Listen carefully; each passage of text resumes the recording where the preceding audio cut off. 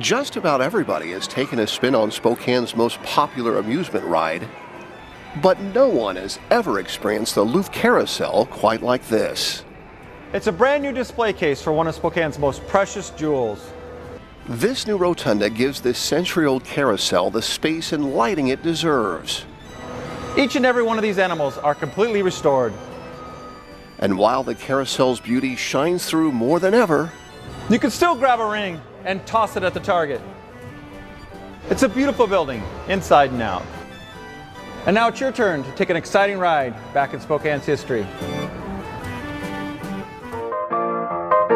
Charles Looff was commissioned to build the carousel as a destination for Spokane's new electric trolley. However, when a company called Spokane Traction couldn't cover the $20,000 price tag, Looff gave it to his daughter Emma as a wedding gift and set the carousel on a new course. It is no coincidence that this carousel wound up here, going clear back to 1903 when Louis Vogel bought Natatorium Park. Happened to be married to Emma Looff, whose father was a carousel horse carver and builder. After the carousel took its last turns at Natatorium in 1968, it was dismantled and stored at Geiger Field. Bill Fern, the director of Spokane's Park and Recreation Department, thought the merry-go-round would make a great attraction in Expo 74. Bill Fern saved the carousel for its historical value, not for its monetary value at all. But it turned out it became very valuable. So valuable and so rare, Fern decided against exposing the carousel to Expo 74 crowds. The carousel took its first spins in Riverfront Park 1 year later and was an instant success. If the city and the citizens hadn't taken the time first to buy it, to save it, this is what's so special about this carousel. It's everybody's.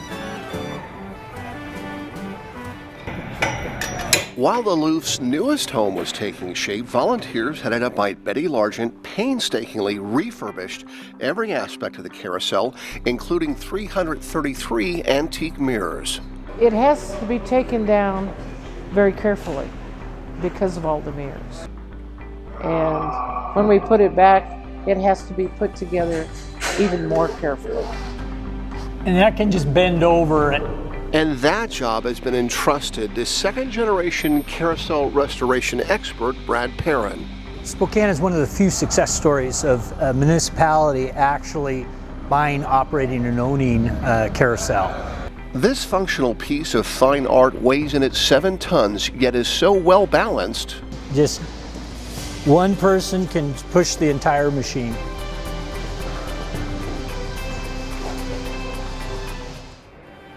So with new lighting, sound system, and improved views of Riverfront Park, the rotunda is now ready to showcase the carousel like a spinning crown jewel. It's just in the most gorgeous place it could be.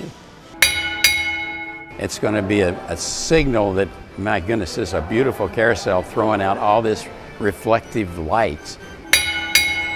There's about 140 carousels left in the world, but there's probably less than 2 dozen originals, and so that's what makes this one so unique and so special.